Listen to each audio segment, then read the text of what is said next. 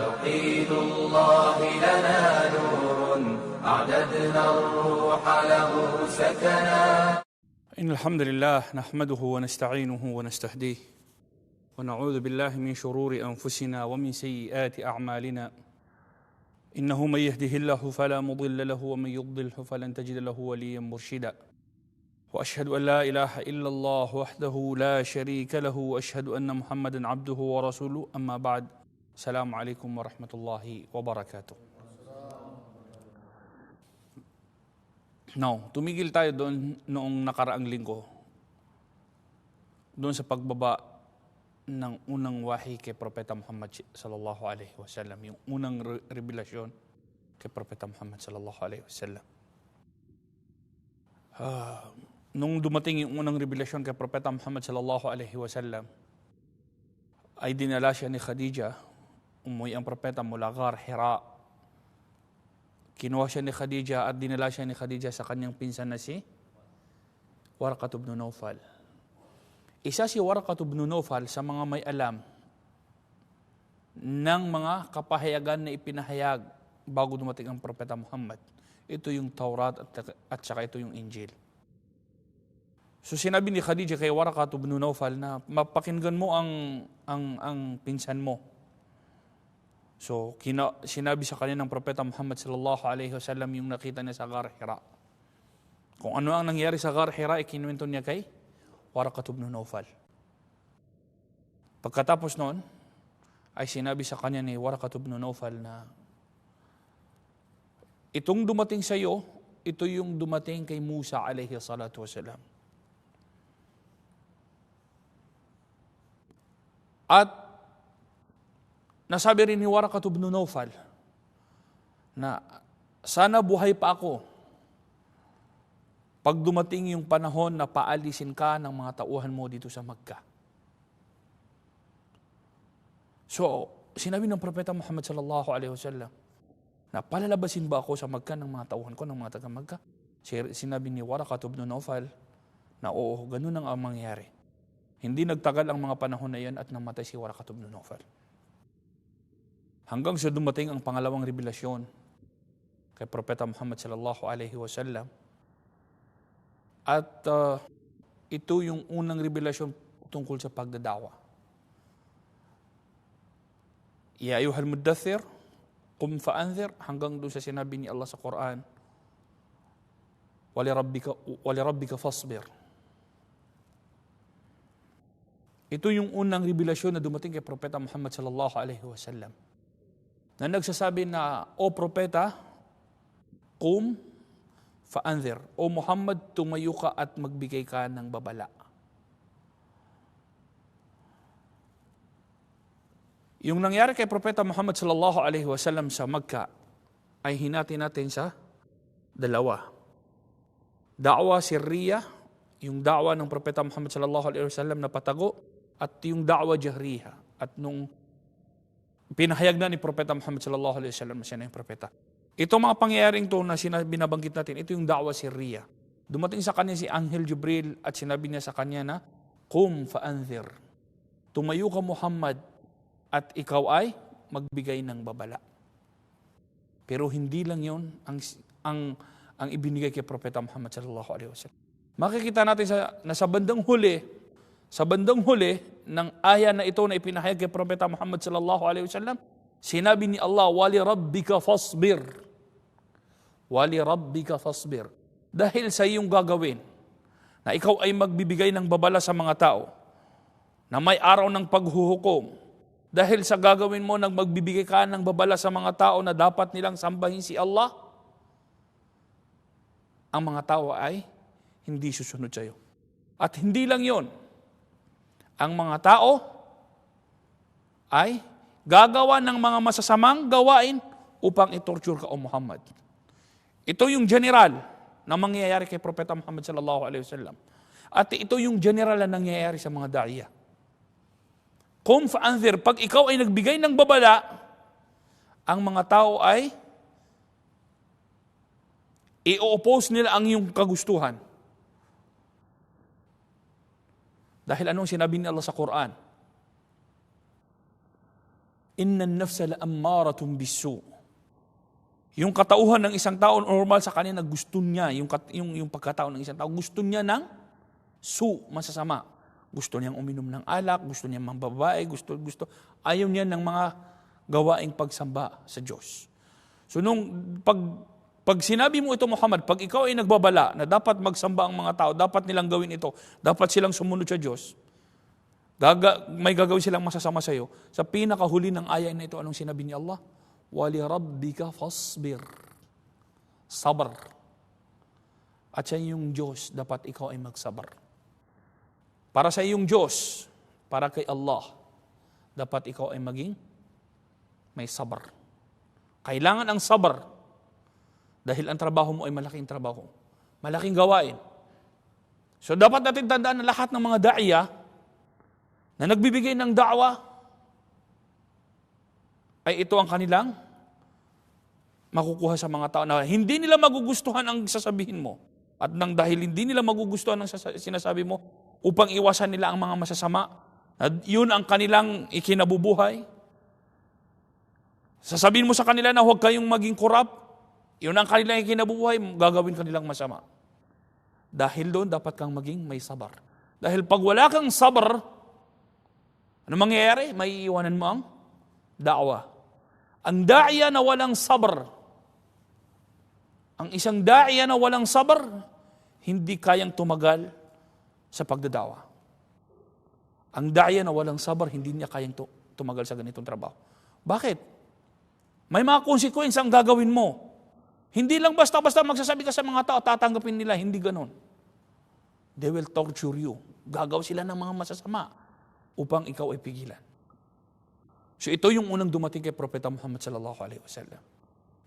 Magbigay ng babala, at the end, ikaw ay dapat may sabar.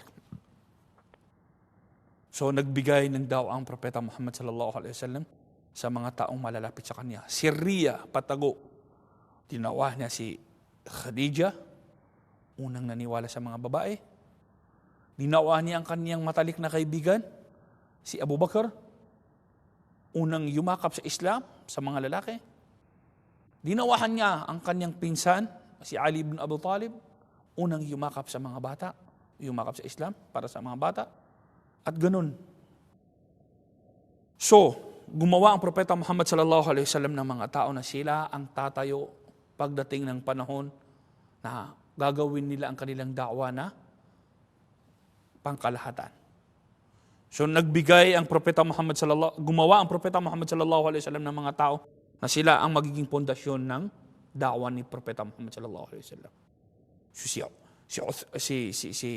Si Abu Bakar ay nagbigay din sa mga taong malalapit sa kanya. Nagbigay din ng da'wa sa mga taong malalapit sa kanya. Sino ang kanyang nabigyan ng da'wa? Uthman bin Affan. Sino ang kanyang nabigyan ng da'wa? Si Uthman bin Affan. Si Zubair. Talha bin Ubaidillah. Mga tao na karamihan sa kanila ay sinasabi natin na asharatul mubashirina bil jannah. Yung 10 na sinabi ng Propeta Muhammad sallallahu alaihi wasallam na diretso sa paraiso. Ito yung mga unang yumakap sa Islam, hindi lahat yung 10. Dahil nahuli doon si Umar bin al-Khattab, hindi kasama doon sa unang yumakap sa Islam. So ito ang ginawa ni Propeta Muhammad sallallahu alaihi wasallam sa loob ng 3 taon. Nagbibigay ng da'wa ng patago. Nalaman na ng mga Quraysh. Pero parang normal. Parang okay, hindi pa nila binibigyan ng pansin. Bakit? Dahil nagbibigay lang ng da'wa ang Propeta Muhammad sallallahu alaihi wasallam pa isa-isa at patago.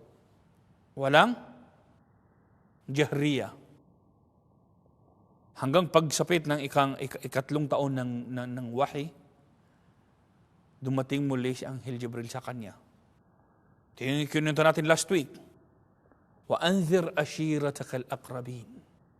Bigyan mo ng babala, o Muhammad sallallahu alaihi wasallam, ang mga taong malalapit sa iyo. Ibig sabihin yung mga katribo mo. Yung mga kapamilya mo mismo, ay bigyan mo ng da'wa.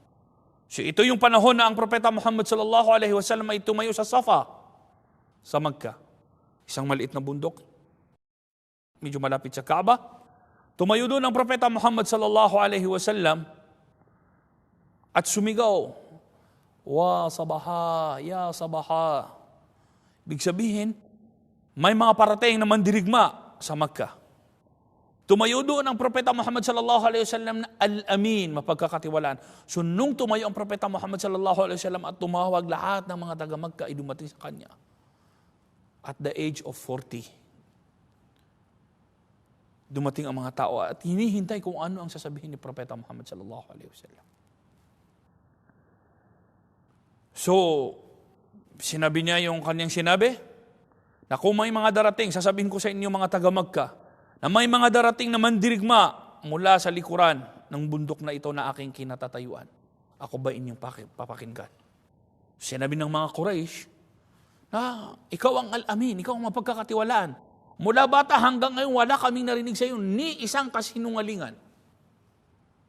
So bakit hindi ka namin papakinggan?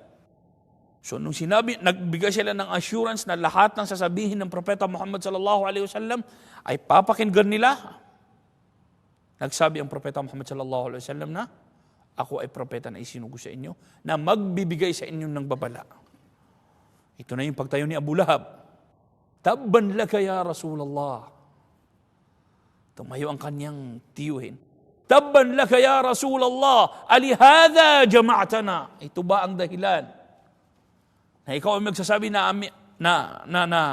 propeta, ito ba ang dahilan kung bakit kami ay iyong tinipon dito sa Safa? Sa harapan ng mga tao, binastos ang Propeta Muhammad sallallahu alaihi wasallam. Ang kailangan, sabar. Hindi ka magbibigay ng katulad ng salita na masasama kay Abu Lahab. Sabar ang kailangan ng Propeta Muhammad sallallahu alaihi wasallam. Dito nag-umpisa ang da'wa na ano ba to? Jahriyah. Lantaran ng pagdada'wa ng Propeta Muhammad sallallahu alaihi wasallam. Pumupunta ang Propeta Muhammad sallallahu alaihi wasallam sa Kaaba at siya ay nagdarasal. Nagbibigay ng da'wa saan man lugar mapunta ang propeta. Jahriyah, lantaran, walang tago. Ito ang unang ginawa ni Propeta Muhammad sallallahu alaihi wasallam. Now, may mga dumating na mga kapahayagan kay Propeta Muhammad sallallahu alaihi wasallam patungkol sa kaisahan ng Diyos. Dapat natin tandaan na ang Ahdu Makkah, ang karamihan sa mga ipinahayag na verses, revelasyon kay Propeta Muhammad sallallahu alaihi wasallam sa Makkah, patungkol sa kaisahan ng Diyos. Dapat sambahin ng Diyos, kaisahan ng Diyos na ang Diyos ay nag-iisa lamang, hindi naging dalawa at hindi naging tatlo. Nagsimula nang dumating ang mga revelasyon kay Propeta Muhammad sallallahu alaihi wasallam na nagsasabi tungkol kay Lat, Uzza, mga malalaking mga ribulto na sinasamba sa loob ng Makkah. So, ang diretsong tinatamaan ngayon ng Propeta Muhammad sallallahu alaihi wasallam is yung mga Diyos-Diyosan na mga Quraysh. At hindi na ito kayang tanggapin ng mga Quraysh. Yung mga malalaki sa mga Quraysh, hindi na nila kayang tanggapin yung ginagawa ni Propeta Muhammad sallallahu alaihi wasallam. Ito na yung pinakamalaking pambabastos na ginawa sa kanila daw ni Propeta Muhammad sallallahu alaihi wasallam. So, ano ang ginawa nila? Itong Makida, dapat natin tandaan na hanggang sa ngayon ay ginagawa sa ating mga Muslim. Itong ginawa ng mga Quraysh, hanggang ngayon ay ginagawa sa mga Muslim. Ano ang ginawa nila? Kumuha sila ng delegasyon. At pumunta sila kay Abu Talib upang kausapin ng Propeta Muhammad sallallahu alaihi wasallam. Si Abu Talib ay tiyuhin ng Propeta Muhammad sallallahu alaihi wasallam na nung naging 8 taon siya, nakalipas natin pagbibigay ng history kay Propeta Muhammad sallallahu alaihi wasallam. Mula nung 8 taon ng Propeta Muhammad sallallahu alaihi wasallam ay nasa kamay na siya ng kanyang tiyuhin na si Abu Talib. Parang ama na niya si Abu Talib. So dumating itong mga taong to kay Abu Talib at nagsabi sila. Kinausap nila si Abu Talib na hindi na maganda ang ginagawa sa amin ng iyong pamangkin. So binigyan sila ng magagandang salita ni Abu Talib dahil siya ay isa sa mga pinuno ng Quraysh. At umuwi itong mga taong to. Nagpatuloy ang da'wa ng Propeta Muhammad sallallahu alaihi wasallam. Nagpatuloy ang pagdada'wa ng Propeta. Hindi nakatiis ang mga Quraysh. Hindi makatiis ang mga Quraysh sa pagdada'wa. Nakikita nila, isa-isa, nawawalan na ang mga tao sa paligid nila. Lalo na yung mga maliliit, yung mga alipin. Yung mga maliliit sa lipunan, yun ang mga unang yumakap sa Islam. So hindi na nila ito matiis. So, anong ginawa nila? Second delegation. Second delegation na pumunta kay Abu Talib. Kinausap nila si Abu Talib. Nakausapin mo ang iyong pamangkin. Kung kailangan niya ng kayamanan, gagawin namin siya na siya ang pinakamayaman sa buong Makkah. Kung yun ang kailangan ng propeta ni Muhammad, na kayamanan, gagawin namin si Muhammad na siya ang pinakamayaman sa buong Makkah. Wow! Kung sa panahon natin ngayon, subhanallah.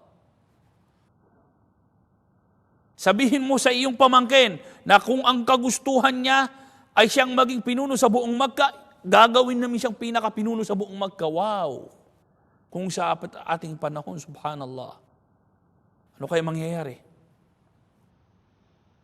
Kung ang kagustuhan ni Muhammad ay babae, pumili siya ng pinakamagandang babae sa buong Makkah, ibibigay namin sa kanya bilang asawa. Wow! Ito yung kanilang sinabi kay Abu Talib. Mga patibong,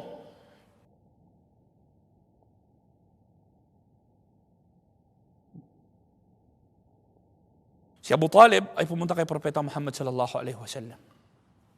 Sinabi niya kay Propeta Muhammad, O Muhammad, malaki na ang aking edad. Baka hindi ko makayanan ang gagawin sa iyo ng mga Quraysh. Fala tuhammiluni ma la atiq. Huwag mong ipadala sa akin, O Muhammad, ang mga bagay na hindi ko kayang dalhin. Ibig sabihin, takot na si Abu Talib. Pwedeng may mangyari sa kanyang pamangkin.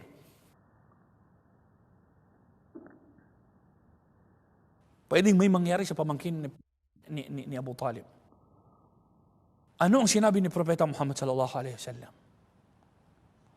Yung offer na yon, sinabi ni Abu Talib kay Muhammad, kung gusto mo ng babae, bibigyan ka nila ng pinakamagandang babae sa buong Makkah. Kung gusto mo ng pagiging leader, ikaw ang gagawin nilang pinaka-leader sa buong Makkah. Kung gusto mo ng kayamanan, ibibigay nila sa iyo ang buong kayamanan.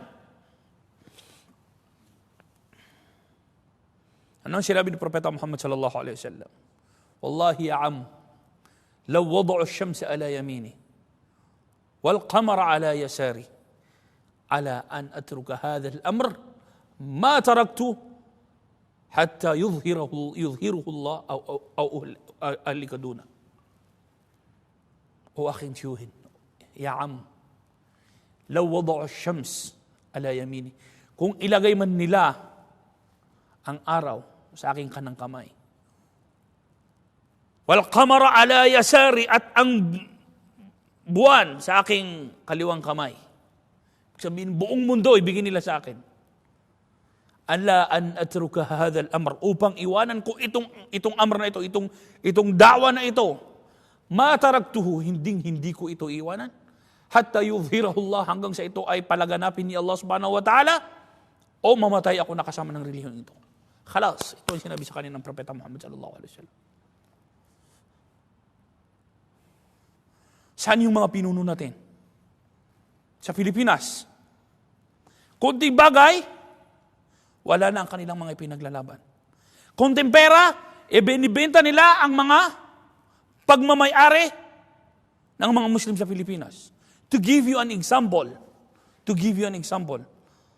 ngayon may ginagawang Mindanao Power Corporation upang ibigay sa mga kuffar ang pagmamayari ng mga Muslim, ang mga mineral resources, ang mga patubig na pag-aari ng mga Muslim. Sino ang isa sa mga pumirma?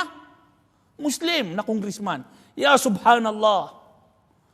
Nasaan ang paninindigan sa Diyos? Nasaan ang paninindigan para sa mga Muslim? Napakaliit na bagay, isinuko niya ang relihiyong Islam. Isinuko niya ang hindi niya pagmamayari. Samantala ang Propeta Muhammad sallallahu alaihi wasallam lahat ibibigay sa kanya. Pero ano ang sinabi ni Propeta Muhammad sallallahu alaihi wasallam? Ma taraktu hadha al-amr, hindi ko iiwanan ito hanggang sa ito ay lumaganap. Subhanallah. Sana ang ating mga leader. Kailangan natin ng mga leader na mga may paninindigan. Ito ang ibig sabihin ng ito ang pwede nating makuha na aral dito sa pangyayaring to. Umalis ang mga Quraysh, nawala silang napala kay Propeta Muhammad sallallahu alaihi wasallam. Ano ang sinabi ng tiyuhin ng Propeta Muhammad sallallahu alaihi wasallam kay Propeta? Famdi, gawin mo ang iyong gusto o aking anak, o aking pamangkin. Nasa likod mo ako, sinabi ni Abu Talib. Nasa likod mo ako. Walang makakagalaw sa iyo habang buhay ako. Ito ang pangalawang delegasyon lamang na ginawa nila kay Propeta Muhammad. Sallallahu alaihi wasallam. Kufar. Gumagawa sila ng delegasyon para kay Propeta Muhammad sallallahu alaihi wasallam. Panahon natin, ang ginagawang delegasyon ng mga kufar sa atin ay kasama natin. Katribo natin. Muslim. Subhanallah. Now, nagdawa ang Propeta Muhammad sallallahu alaihi wasallam. Hindi matiis ng mga Quraysh yung kanilang mga nakikita. So anong ginawa? Pangatlong delegasyon kay Propeta Muhammad sallallahu alaihi wasallam. Ano itong pangatlong delegasyon kaya? Ano naman kaya ang offer kay Abu Talib? Ano ang offer kay Abu Talib? Dumating ang mga Quraysh kay Abu Talib. Ito yung nakakatawang offer. Dumating ang mga Quraysh kay Abu Talib at sila ay nagsabi, O Abu Talib, dala-dala namin itong isang bata. Hindi bata, parang okay, may edad na, siguro katulad ni Propeta Muhammad sallallahu alaihi wasallam. Dhu aql, may magandang pag-iisip, matino, guwapo, kumbaga complete. Isang lalaki, complete. Ibigay mo sa amin si Muhammad at ibibigay namin sa iyo itong aming anak. Kumbaga exchange. Ibigay mo sa amin si Muhammad at ito ang kunin mo. Ano sinabi sa kanila na Abu Talib? Wailakum. Wailakum. Isang salita na hindi maganda. Ibibigay ko sa inyo ang aking anak upang inyong patayin at kukunin ko ang inyong anak upang palamunin ko. Subhanallah. Malis ka sa aking harapan sa inabi ni Abu Talib. Pero makikita natin kung gaano kadesperado ang mga Quraysh dito na patigilin ang da'wah. Ito yung makikita natin dito na aral. Yung desperasyon ng mga Quraysh na dapat matigil ang da'wah ng Islam.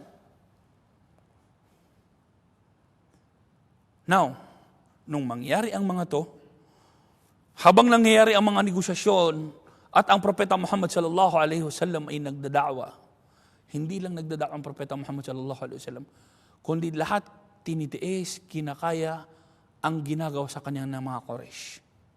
Bigay tayo ng isang halimbawa kung paano siya tinutorture ng mga Quraysh.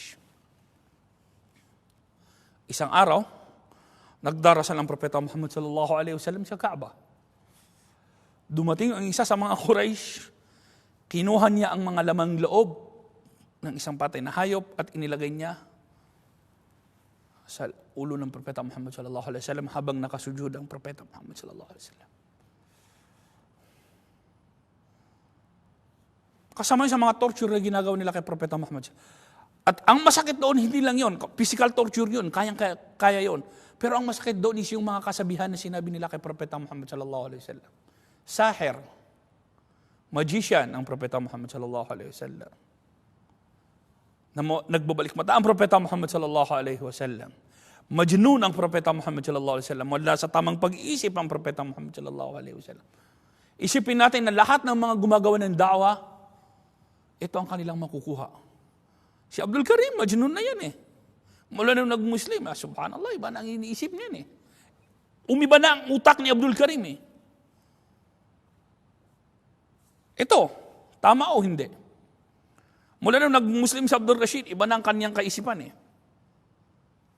Iba na yung tinatakbo ng kanyang utak. Majnun, sahir, kahin. Ano pa? Lahat sinabi nila kay Propeta Muhammad. Sha'ir, ibig sabihin ng sha'ir, poet. Magaling magsalita, kaya nauuton niya ang mga tao. Ito ang sinasabi nila. Dito sa ating pagdadakwa, tandaan natin na may mga namitay na subhanallah, nagbabalik Islam. Pero bago, magaling magsalita yan eh. Mako-convince ka nila, huwag kang makinig. Subhanallah. Kung nangyari sa atin to, tandaan natin na ito ay na-inherit natin kay Propeta Muhammad sallallahu alaihi wasallam. Sinabi na rin to kay Propeta Muhammad sallallahu alaihi wasallam na ikaw ay sha'ir. Ikaw isang poet, magaling magsalita. So habang nangyayari ang negosasyon, ito yung mga torture na ginawa nila kay Propeta Muhammad sallallahu alaihi wasallam. Okay? Maraming mga proof na ipinakita sa kanila ni Propeta Muhammad sallallahu alaihi wasallam. Na nakita nila mismo, nakita na ang dalawang mata nila. Pero pagkatapos noon, sinasabi pa rin nila na ang Propeta Muhammad sallallahu alaihi wasallam ay isang magician. Halimbawa, anong halimbawa nito? Sinabi nila kay Propeta Muhammad sallallahu alaihi wasallam na kung totoo kang propeta, ipakita mo sa amin na kaya mo mabiyak ang buwan. Kung kaya mo, ipakita mo sa amin. Subhanallah, mu'jiza, miracle from Allah subhanahu wa ta'ala na nangyari na nabiyak ang buwan sa panahon ni Propeta Muhammad sallallahu alaihi wasallam.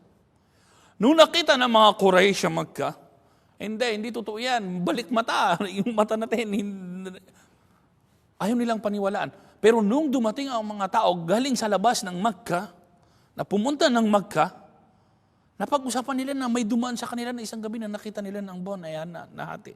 So ibig sabihin, hindi lang mga taga-Makkah ang nakakita doon.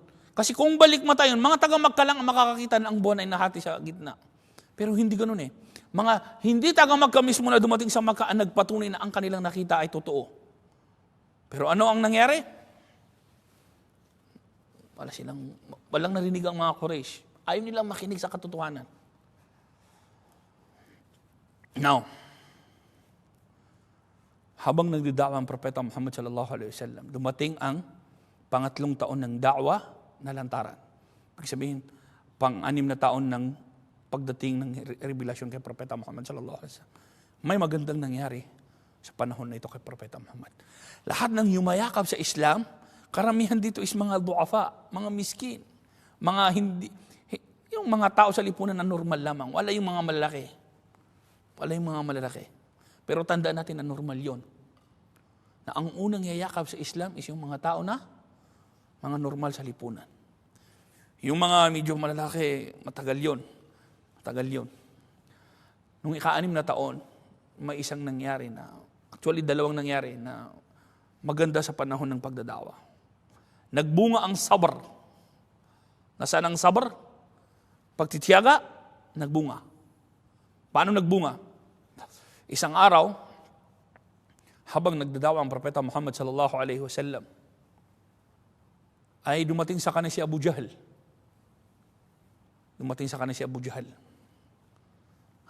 At sinaktan ng Propeta Muhammad sallallahu alaihi wasallam. Nangyari na kararating din lamang ni Hamza galing sa labas ng Makkah. Dahil siya ay nangaso. Dahil sa pangangaso. Dumating siya mula sa labas ng Makkah. Nung dumating si Hamza,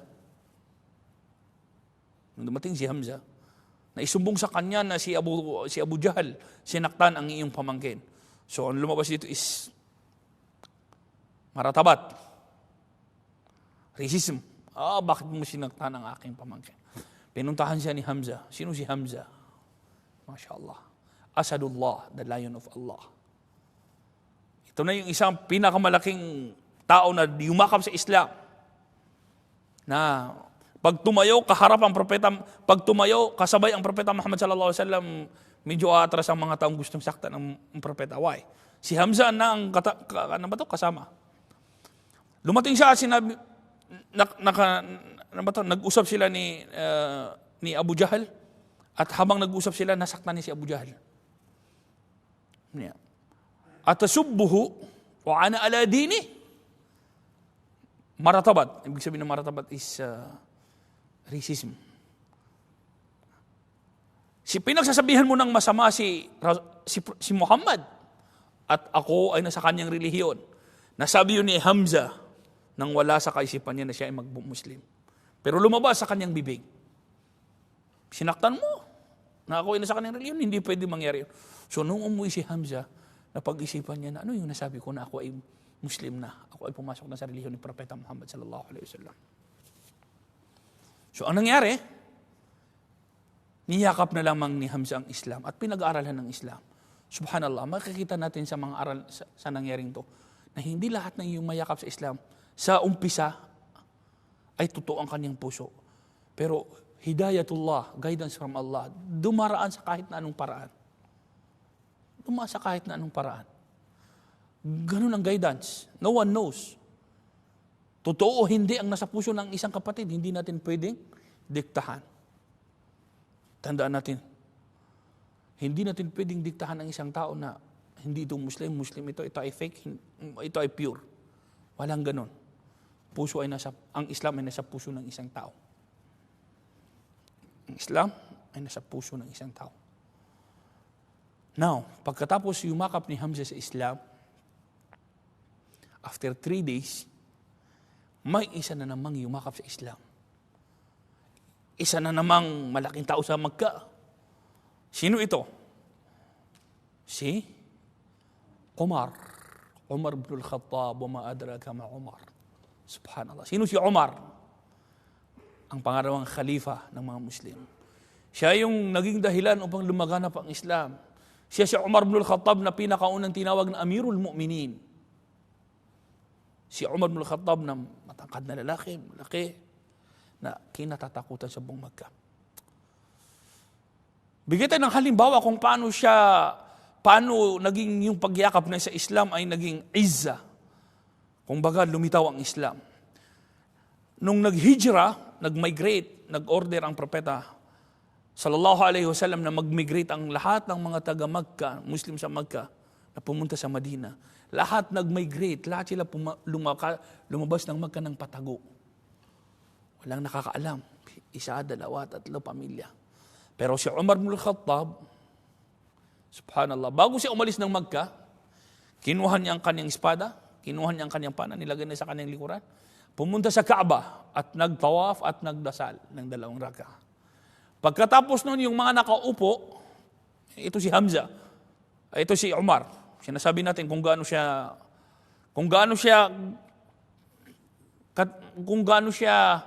katindi sa kanyang paninindigan.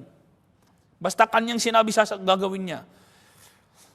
Lahat ng mga Muslim, lahat ng mga general, kasama na dito si Ubaidah, aminu hadihil umma, umalis ng Makkah, patago. Ubaidah ibn al-Jarrah, Abu Ubaidah ibn al-Jarrah. Umalis ng Makkah, patago si Abu Ubaidah. Maraming umalis ng Makkah, Sa'ad ibn Abi Waqqas, isang general ng mga Muslim, umalis ng Makkah ng patago, takot sila sa mga Quraysh. Samantala si Umar ibn al-Khattab, nung paalis ng Makkah, nagtawaf, nagdasal ng 2 rak'ah. Pagkatapos ay pumunta sa mga Quraysh na nakaupo. Ako si Umar ibn al-Khattab. At ako ay pupunta ng Madina, magmamigrate. Sinasabi niya sa mga Quraysh, kung sino man sa inyo na gustong maging balo ang kanyang asawa, sundan ako dyan sa labas. Ako si Umar ibn al-Khattab, kung sino man sa inyo na gustong maging orphan ang kanyang anak, sundan niya ako dyan sa labas dahil ako ay magmamigrate. Kung sino sa inyo ang kaya, sundan ako dyan sa labas. Quraysh lang. Takot. Walang magawa. Subhanallah. Lahat takot. Now, balik tayo sa istorya kay Umar ibn al-Khattab. Paano niyakap ni Umar ibn al-Khattab ang Islam? Isang gabi, ang propeta Muhammad sallallahu alaihi wasallam ay nagdarasal. Allahumma izzal Islam bi ahadil umarain. Ya Allah, palakasin mo ang Islam. Ya Allah, nag-Muslim na si Hamza, isang general. Pero da'wa pa rin ng Propeta Muhammad sallallahu alaihi wasallam. Dua. Kailangan natin ng dua. Pati ang Propeta Muhammad sallallahu alaihi wasallam ay nagdudua. Allahumma izzal Islam bi'ahadil umarain. Ya Allah, palakasin mo ang Islam sa pamamagitan ng isa sa dalawang Umar. Umar ibn Khattab at saka si Abu Jahl. Si Abu Jahl, ang kanyang kunya ay Abu Jahl, pero ang kanyang pangalan ay Umar. 3 araw bago yumakap si Umar ibn Khattab sa Islam, ito ang panalangin ni Propeta Muhammad sallallahu alaihi wasallam. Isang araw, sawang-sawa na si Umar ibn Khattab sa kanyang mga naririnig na ang Propeta Muhammad sallallahu alaihi wasallam ay sahir, magician. Ang Propeta Muhammad sallallahu alaihi wasallam ay kahin. Ang Propeta Muhammad sallallahu alaihi wasallam ay may sayad. At marami siyang naririnig. Nung sawang-sawa na si Umar ibn Khattab sa mga naririnig niya, kinuha niya ang kanyang espada. Saan ka pupunta ngayon, Umar ibn Khattab? Pupunta ako kay Muhammad upang aking patayin. Wala makakapigil sa akin, ako si Umar ibn Khattab. Lumabas si Umar ibn Khattab, papunta sa bahay ni Propeta Muhammad sallallahu alaihi wasallam. O papunta sa lugar na kung saan doon nagtitipon-tipon ang mga Muslim. Nung papunta si Umar ibn Khattab, may nasalubong siyang isang lalaki na nagmuslim na rin. Nakita na si Umar ibn Khattab na hawak-hawak niya ang kanyang espada. Anong kayang gagawin ni Umar? Si Umar to, walang kayang pumigil sa kanya. Umar, kita ko na nakalabas ang espada mo, saan ka pupunta? Sabi ni Umar ibn Khattab, Uridu qatla Muhammad. Gusto kong patayin si Muhammad. Sawang-sawa na ako sa mga nangyayari sa Makkah. Pinaghihiwalay ni Muhammad ang mga mag-aasawa, ang mga magkakamag-anak, pinag-aaway niya. Sawang-sawa na ako dito sa mga ganitong pangyayari. Gusto ko nang patayin si Muhammad. Pati ka muna, Umar ibn Khattab. Pag pinatay mo si Propeta Muhammad, malaking angkan ang babangin mo. Walang problema kay Umar ibn Khattab. Malaking angkan o hindi. Basta gusto kong magpahinga ang mga taga-Makkah sa ginagawa ni Muhammad. Tika muna. Bago mo gawin yan, Umar ibn Khattab, hindi mo ba alam na ang kapatid mong babae at ang kanyang asawa ay nagmuslim na rin? Parang embarrass si Umar ibn Khattab. Ako, ang aking pamilya nalusutan. Nalusutan ni Muhammad, ang aking kapatid na babae at saka ang kanyang asawa ay nagmuslim. Hindi pwedeng mangyari. Pumunta sa kanyang kapatid na babae. Pagkatok pa lamang sa pintuan, nakita ng kanyang asawang babae na itapon niya ang may hawak-hawak siyang isang kasulatan na doon nakasulat ang Taha wal Quran al-Majid, mga talata sa Quran. Dahil sa takot nila nung nakita nila si Umar ibn Khattab, na itapon niya yun at pumasok. Pero narinig na ni Umar ibn Khattab na ni-reset nila ang Surat Taha. Pagbukas niya ng pintuan, sampal. Nagdugon ang kanyang kapatid. Ano yung narinig ko sa labas? Wala, hindi. May narinig ako sa labas. Ano yung ginagawa mo? Narinig ko na yumakap kayo sa relihiyon ni Muhammad. Nagdi-deny ang babae, wala siyang mai-deny. Hanggang saan yung asawa niya nakatago? Takot kay Umar ibn Khattab. Baka patayin ako ng bayaw ko. Tigas yan, ang laki. Subhanallah. Nung yung babaeng to, makikita natin yung mga babae nung mga sinaunang panahon, yung kanilang panindidigan. Ni Umar ibn Khattab, nasaktan mo ako dahil lamang sa ako ay yumakap sa Islam? Okay, sinasasabing ko sa iyo, yumakap ako sa Islam. Anong gagawin mo sa akin? Papatayin mo kami? Panindigan sa Islam, nasaan? Mga kababaihan natin, nasaan? Itong babaeng to ang siyang naging isang tulay upang yumakap si Umar sa Islam. Umar, medyo lumambot ang puso ni Umar ibn Khattab. Sabi ni Umar ibn Khattab, ano yung narinig ko? Sabi niya, mga verses na ipinahayag sa Quran, liberasyon. Gusto ko marinig. Nung narinig niya at gustong kunin ni Umar ang scrolls na ito, sabi ng kanyang kapatid, hindi pwede. Hindi pwede dahil ikaw ay religious, wala ka pa sa Islam. Hindi mo pwedeng hawakan yan dahil wala ka pa sa Islam. Pagkatapos nun, sabi niya na, sige, kunin niyo ako kay Propeta Muhammad sallallahu alaihi wasallam. Dalhin niyo ako kay Propeta Muhammad sallallahu alaihi wasallam dahil ako ay Muslim. Magmumuslim na dahil sa kanilang mga narinig na mga talata sa Quran. Kaya sinasabi ng mga tao na huwag kayong makinig sa mga Muslim. Baka kayo ay kanilang, maisahan, makayakap kayo sa Islam. Mayakap niyo ang Islam. So nung narinig ng kanyang asawa ng kanyang kapatid, yung sinabi ni Umar ibn al-Khattab, nadalhin niyo ko kay Propeta Muhammad sallallahu alaihi wasallam, lumabas doon sa kanyang pinagtataguan at sinabi niya na, wallah, narinig ko 3 araw ngayon na nakakalipas na ang propeta ay nagdudua, Allahumma izzal Islam bihadil umarain. Ya Allah, palakasin mo ang Islam sa pamamagitan ng isa sa dalawang Umar na ito. Si Umar ibn al-Khattab at saka si Abu Jahl. At ikaw ang sagot sa mga panalangin na yun. Subhanallah.